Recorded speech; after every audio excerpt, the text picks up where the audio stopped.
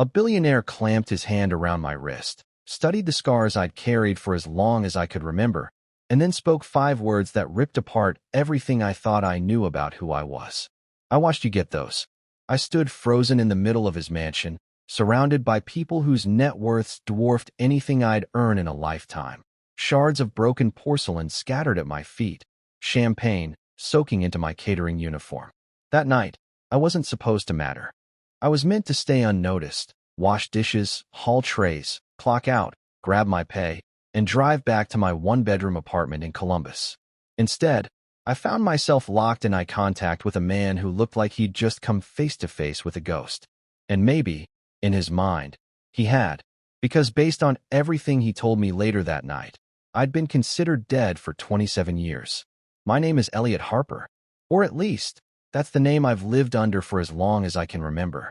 It's the name printed on my driver's license, my social security card, and the employee badge I wear at Granger Furniture Distribution, where I've worked steadily for the past 6 years. It's the name Marjorie Klein used when she opened her door to a terrified 7-year-old foster kid with no memories, no history, and burns on his hands that nobody could explain. But standing inside the Rowe estate that night, I learned something that shook me to my core. Elliot Harper might not be my real name at all. I learned that the scars I've carried since before I could form memories weren't random, and they definitely weren't the result of some childhood mishap. They were proof of a single night that shattered a family and sent me down a path I was never meant to walk.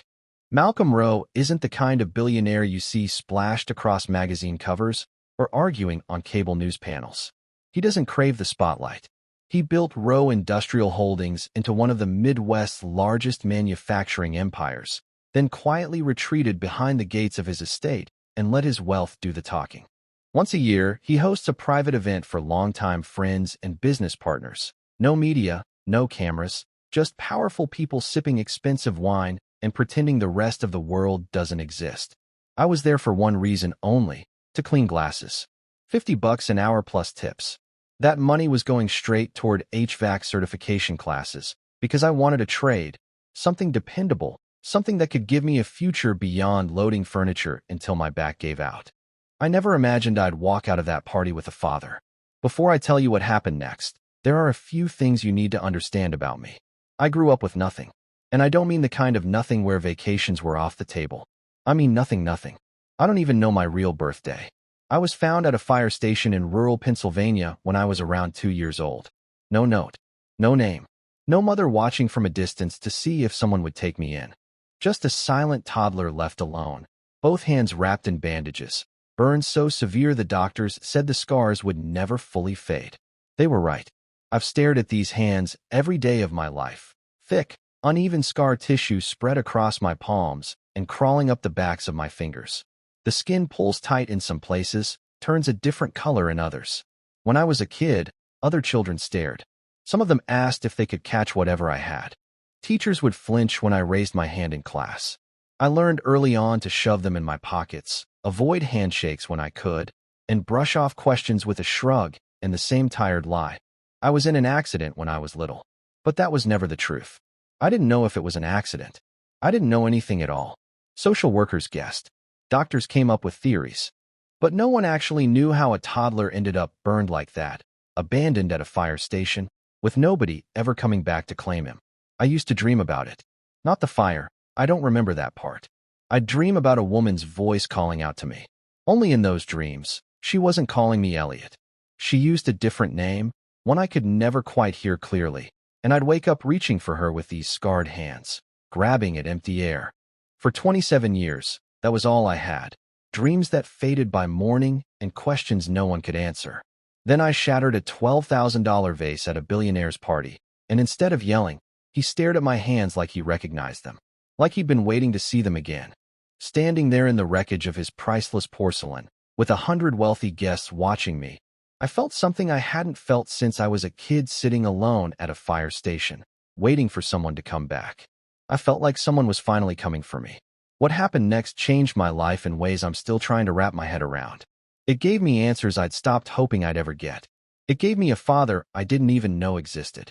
And it forced me to face the truth about my mother, a truth more painful than any scar she left behind.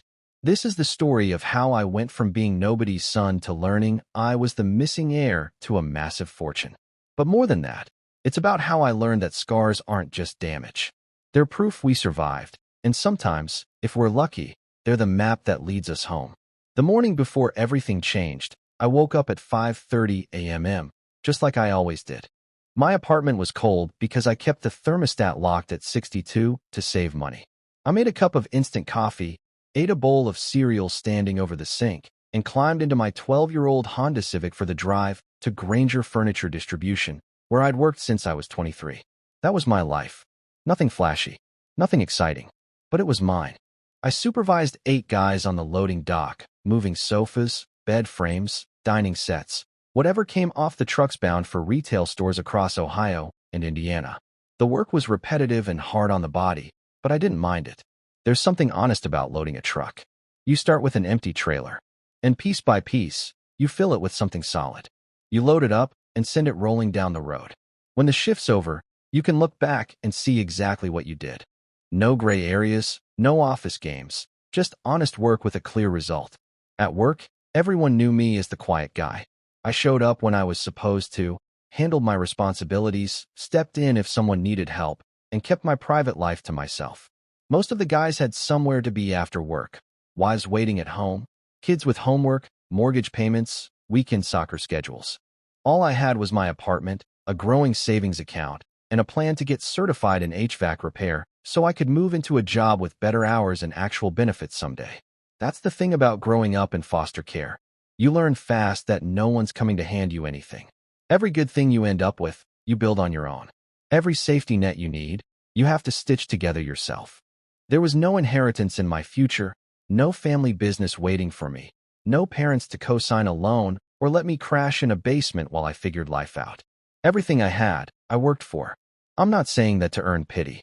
I'm saying it so you understand who I was before I ever set foot in that mansion. I was a man who'd accepted his limits. I knew my origin story started with nowhere. I knew my family tree was mostly empty branches.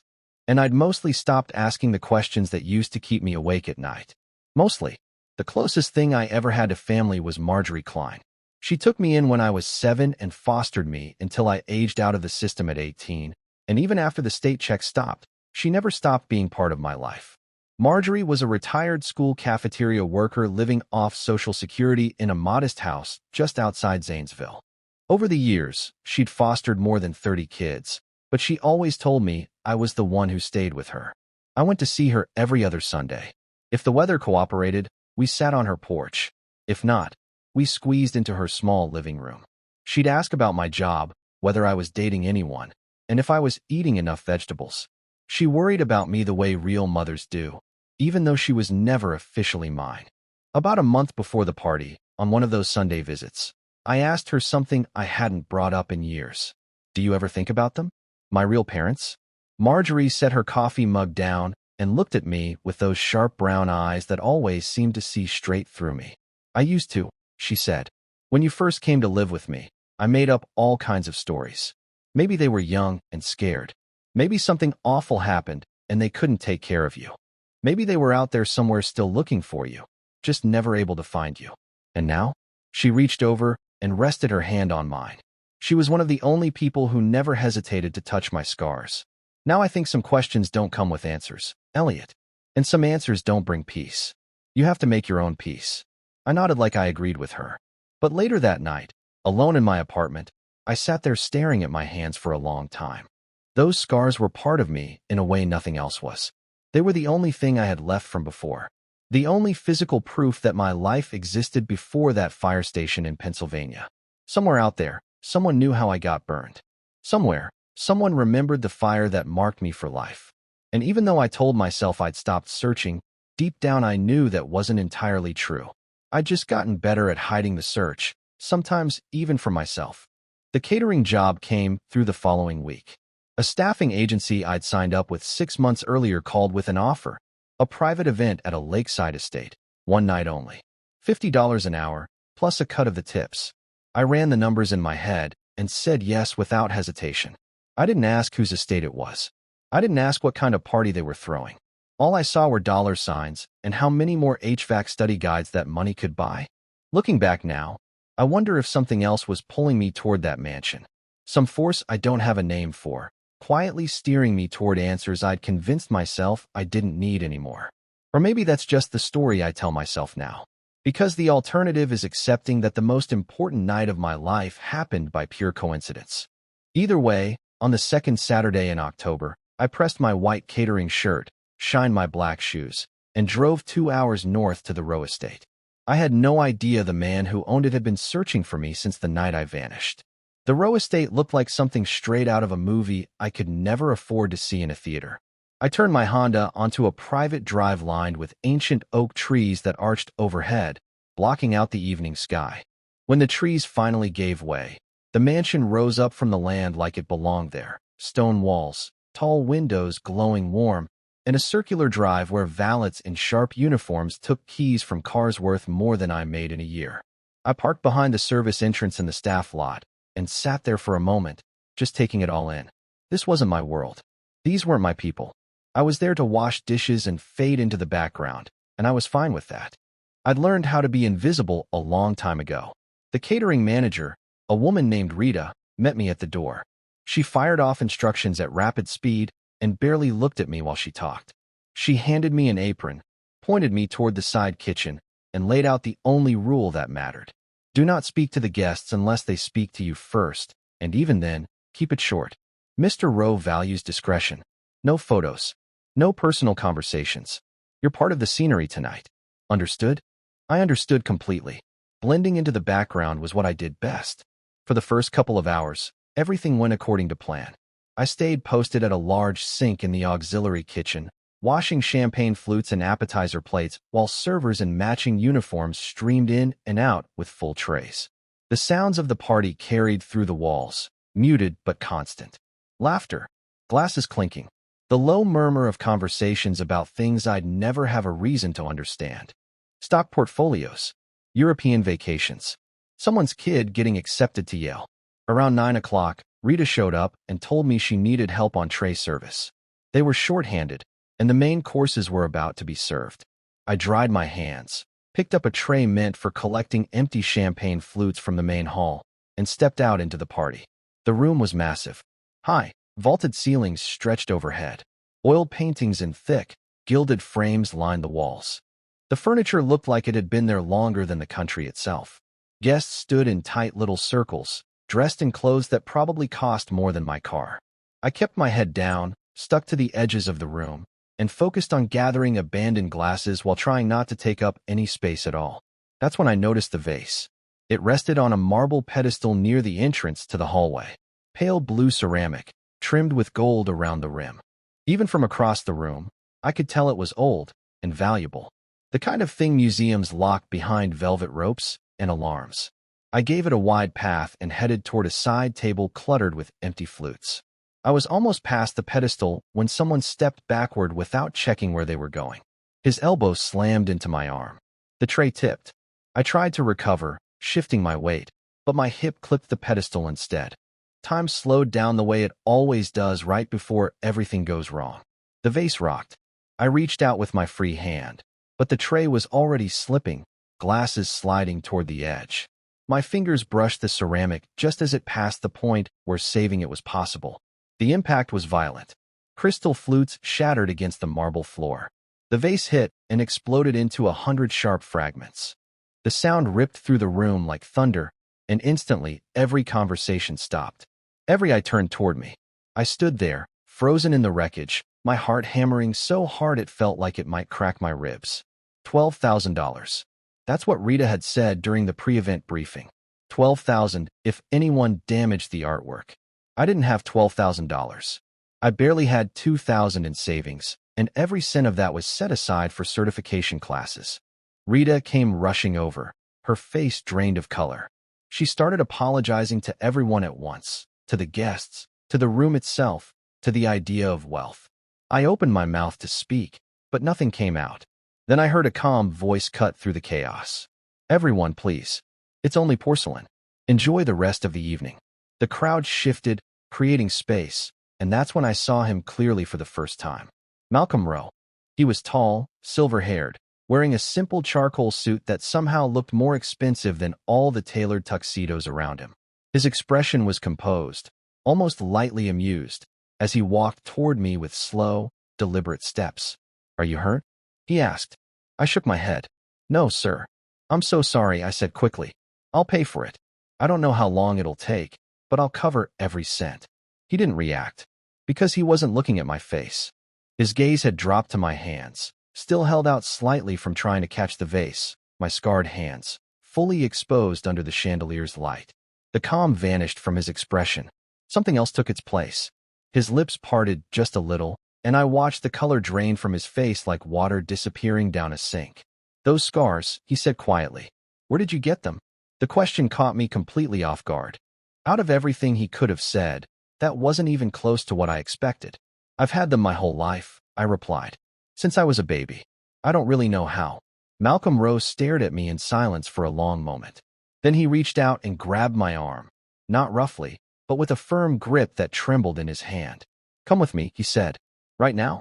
There's something I need to show you." Every instinct in my body told me to pull away. A stranger was holding my arm in the middle of his own party, asking me to follow him somewhere private. The logical part of my brain rattled off every reason this was a bad idea. I didn't know this man. I didn't know what he wanted. I was a catering worker who had just destroyed his property, and now he was staring at me like I held the answer to a question he'd been carrying for decades. But something in his eyes stopped me from saying no. It wasn't anger. It wasn't a threat. It was desperation, raw and unfiltered, and it hit me so hard my chest ached. This was a man who had just seen something impossible, and he needed to understand it as badly as I needed to understand why my scars mattered to him. "Okay," I said. Malcolm released my arm and motioned for me to follow. We left the shattered porcelain behind. We passed the stunned guests and Rita's stricken expression. The sounds of the party faded as we moved down a long hallway lined with paintings and old photographs. Our footsteps echoed across the marble floor. Another man joined us, walking at Malcolm's side. He was older, maybe in his late 50s, his face carefully unreadable. He didn't speak or ask questions. He just moved with Malcolm like this wasn't unusual at all. "This is Victor Hale," Malcolm said without turning around. "He's been with me for 30 years. He knows everything." I didn't ask what everything meant. I wasn't sure I wanted the answer yet. We stopped in front of a pair of heavy wooden doors. Malcolm pushed them open and ushered me inside. It was a private study, dark wood walls, deep leather chairs, shelves packed with books that looked more decorative than read. A fire burned in a stone fireplace despite the mild October night, but none of that held my attention. The far wall did. It was completely covered in photographs. There were dozens of them, maybe hundreds. Photographs arranged in neat rows and clustered groupings that covered the entire wall. In many of them, I recognized a younger version of Malcolm, dark hair instead of silver, a face not yet worn down by time. Standing beside him in nearly every picture was the same woman. She had auburn hair, a warm, easy smile, and eyes that seemed to glow even in still images. There was something timeless about her beauty, like she belonged to another era altogether. And in photo after photo, she was holding a baby. "My wife," Malcolm said. He'd stopped next to me, and I could hear the strain in his voice as he spoke. "Elena, and my son, Julian." I studied the pictures. The baby looked like any other infant. Round cheeks, fine hair, tiny fists reaching toward the camera. I searched for myself in that face and came up empty. It was just a baby. "What happened to them?" I asked quietly. Malcolm didn't answer right away. Victor remained near the doorway, arms crossed, watching both of us without saying a word. "There was a fire," Malcolm finally said. "Our home in Pennsylvania. I was away on business at the time. Elena and Julian were alone. By the time the firefighters arrived, the house was gone. They recovered Elena's remains from the debris." He stopped speaking, and I noticed his hands curl into fists at his sides. "But they never found Julian's body. The investigators said the fire burned too hot. They assumed nothing could have survived it. So I buried an empty casket beside my wife and tried to convince myself my son was gone. Pennsylvania. A fire. A child around 2 years old." Each word dropped into my stomach like a stone. "But you didn't really accept it, did you?" I asked. "No." Malcolm turned to face me fully. "I hired private investigators. I spent 15 years and more money than I could ever count. searching for any proof that Julian might have lived. And 2 years into that search, one of them found something. Victor stepped forward and handed Malcolm a folder. Malcolm opened it and pulled out a document, yellowed and fragile with age. A child matching Julian's description was left at a fire station in Clearfield County, Pennsylvania, about 60 miles from where our home burned. No identification. Severe burns to both hands. The child was placed into foster care. Records sealed. A new name assigned. After that, the trail disappeared. No matter how hard I tried, I couldn't find him. My mouth felt dry. I couldn't form words. Malcolm reached inside his jacket and removed a photograph. It was old and creased, like it had been held and unfolded 1,000 times. He offered it to me, and I took it with shaking hands. The photo showed a baby's hands wrapped in white gauze. Only the fingertips were visible, small, pink, and fragile. This was taken in the hospital after the fire, Malcolm said. Julian grabbed a piece of burning debris while trying to reach his mother. The doctors told me the scarring would be permanent, unique, unlike anything they'd seen before. He gently took my hands and turned them palm up. The scars caught the firelight, the same ridged texture I'd stared at every day of my life. "Show me," he whispered. I held my hands beside the photograph. The baby's hands were tiny, nearly swallowed by the bandages, but the damage told the story. The placement, the way the burns wrapped around the thumbs, the deeper scarring near the base of the palms. It matched perfectly. "I watched you get those scars," Malcolm said, his voice breaking. "I wasn't there, but I've seen them in my nightmares every night for 27 years. I looked at him then. This billionaire, this stranger, this man who might be my father. And for the first time since I was a child, tears slid freely down my face. The question I'd been holding back finally forced its way out. If I'm your son, why was I abandoned? Why didn't anyone come looking for me?" Malcolm glanced at Victor. Something passed between them, silent, heavy, built on decades of trust. Victor nodded once, then crossed the room to a cabinet in the corner. He took a key from his pocket, unlocked it, and removed a leather folder. 2 years ago, Victor said, we gained access to records that had been sealed since the night you were found. Hospital intake documents from the fire station in Clearfield County. A judge finally approved our request after years of legal petitions. He handed the folder to Malcolm, who held it carefully, like it might explode in his hands. "What's in there?" I asked. Malcolm opened it slowly. Inside was a medical intake form dated October 1997. Official stamps. Handwritten notes describing a male child, approximately 2 years old, suffering from severe burns to both hands. No identification. No parents present. Found at the entrance of the fire station around 3 in the morning. But attached to the form was something else. A single handwritten page. The ink was faded, but the words were still clear. Malcolm held it out to me. "Read it." I took the paper. The handwriting was unsteady and uneven, like it had been written by someone exhausted, injured, or barely holding themselves together. The words made my blood run cold. "His name is Julian. His father is Malcolm Rowe. Malcolm doesn't know what I've done. Please protect my son. Tell no one. If Malcolm learns the truth, he will destroy himself." I set the fire. I couldn't escape what I became. But Julian can. Let him be someone new. Let him be free. V. I read it 3 times. The words refused to settle into anything that felt real. "V," I said softly. "Elena, your wife?" "Yes." Malcolm closed his eyes. When he opened them again, tears were running freely, and he made no effort to hide them. "Elena struggled after Julian was born. The doctors called it postpartum depression. But it grew into something darker, something I didn't recognize until it was too late. She refused treatment. She shut me out. I was traveling constantly, building the company, telling myself she just needed time. I didn't see what was happening right in front of me." His voice cracked, and he had to stop for a moment to pull himself back together. The fire investigator ruled it an electrical accident, faulty wiring in an old house. I never questioned that conclusion. I blamed myself for not being there that night. Not once did it cross my mind that Elena could have set the fire on purpose. Victor spoke softly from where he stood near the cabinet. "Based on what we've pieced together, Mrs. Rose started the fire and then had a moment of clarity. She got Julian out of the house, drove him to the fire station, left him there with the note, and then drove away. Her body was found about a mile from the station. The official report assumed she'd been thrown clear during the collapse of the house. No one dug any deeper than that. My stomach turned.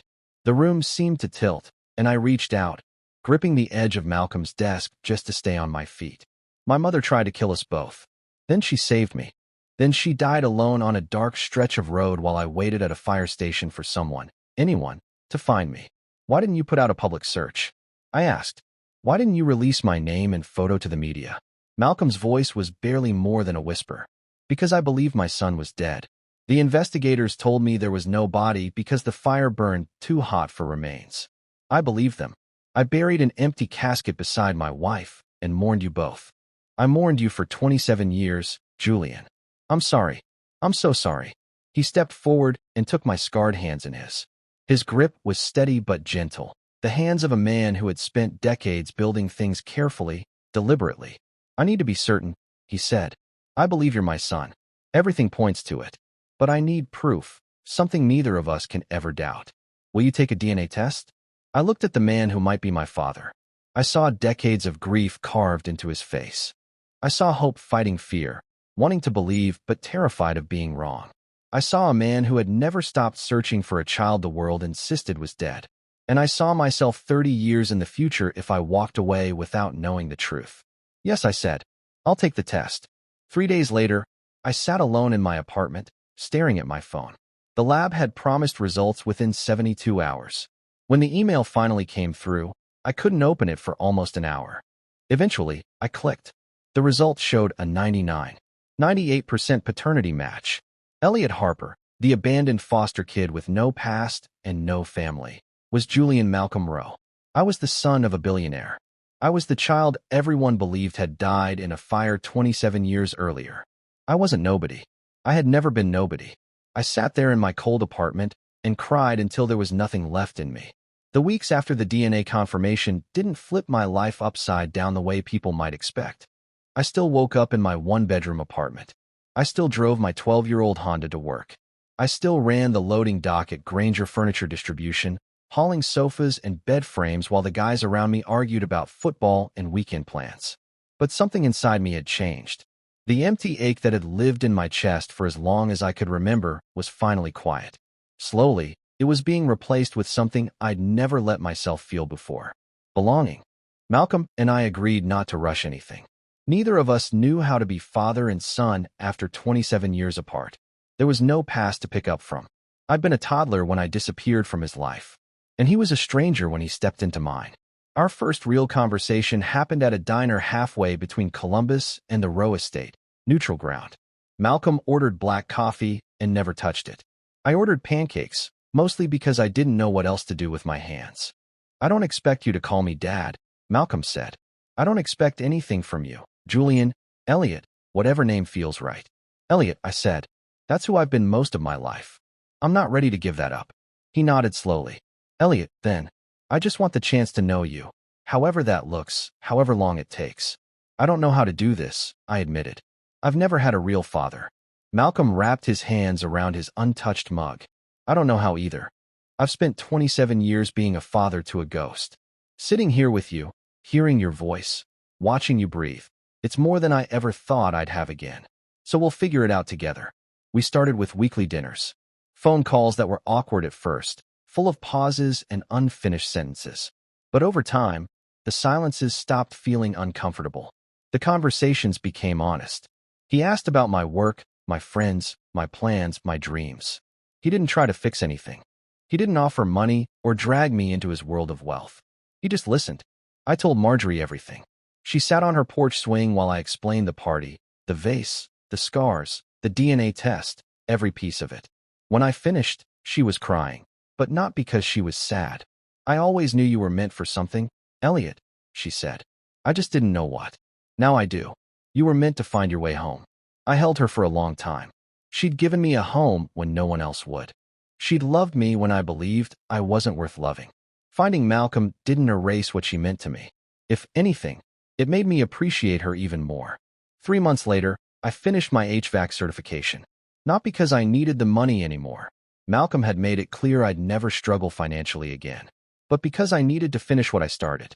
I needed to prove to myself that I could still build something with my own hands, even now that I knew where those hands came from. Malcolm came to the graduation ceremony. He sat in the back row of a community college auditorium, surrounded by working-class families and blue-collar dreams. He wore a simple jacket instead of his usual tailored suits. And when they called my name, he clapped louder than anyone in the room. Afterward, he shook my hand and said, "I'm proud of you." 3 words. They opened something inside me I didn't even realize was still closed. I think about my mother sometimes. Elena, the woman who brought me into this world, tried to end my life, saved it anyway, and then died alone on a dark road while I sat at a fire station waiting for someone to notice me. I don't know how I'm supposed to feel about her. And the truth is, I probably never will. She was sick in ways people didn't really understand back then. She made a choice that can never be forgiven, and then she made another that saved my life. Both of those things are real, and I have to carry them together. For most of my life, the scars on my hands felt like a weight I couldn't set down. They were proof that something terrible had happened to me before I was old enough to remember it. They felt like a mark of abandonment, a question with no answer. But now, I see them differently. They're proof that I survived. They're the reason Malcolm recognized me in a crowded room 27 years after he lost me. They're the map that led me back home. My name is Elliot Harper, and it's also Julian Rowe. For 27 years, I believed I was nobody. I believed I came from nowhere. I believed that empty space inside my chest would always stay hollow. I was wrong about every part of that. And if you're listening to this right now and you feel like no one is searching for you, like you don't matter, like your past is a locked door with no key, I want you to hear this clearly. Your story isn't finished. The answers you're looking for might be looking for you too. And sometimes, the scars we carry aren't just damage. They're proof that we lived long enough to find the truth. So don't give up. Keep going. Your turning point might be one broken vase away. If this story meant something to you, hit the like button and share it with someone who needs to hear it today.